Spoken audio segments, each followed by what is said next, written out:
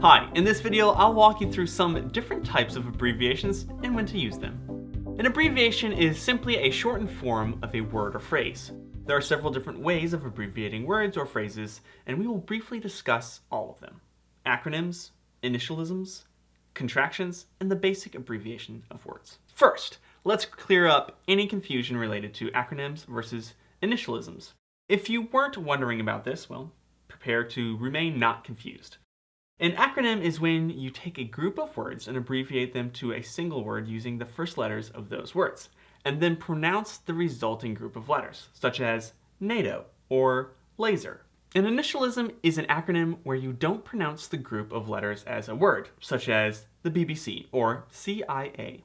Alright, I guess that wasn't that hard. Generally, you don't need to put periods between the letters of an acronym. Acronyms, such as the ones I've already mentioned here, are acceptable in formal and informal writing.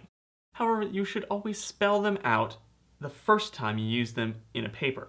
This will ensure that your readers know what specifically you are referring to. This will also help reduce the amount of unnecessary jargon in your writing. Some people enjoy using acronyms to obfuscate and impress rather than to communicate.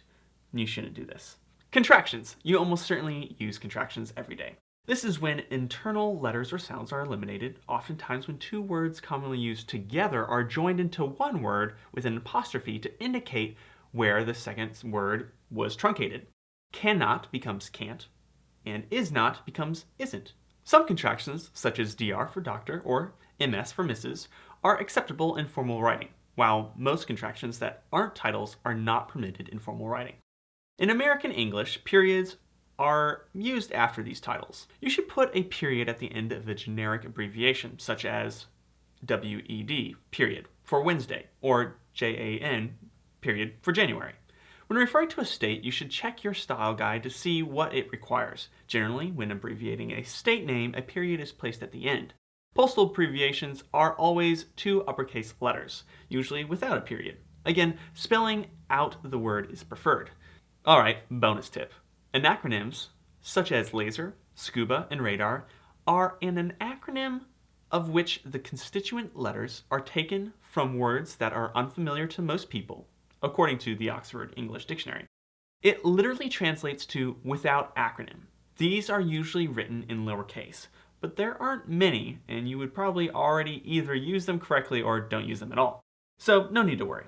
And in case you're wondering, laser stands for light amplification by stimulated emission of radiation.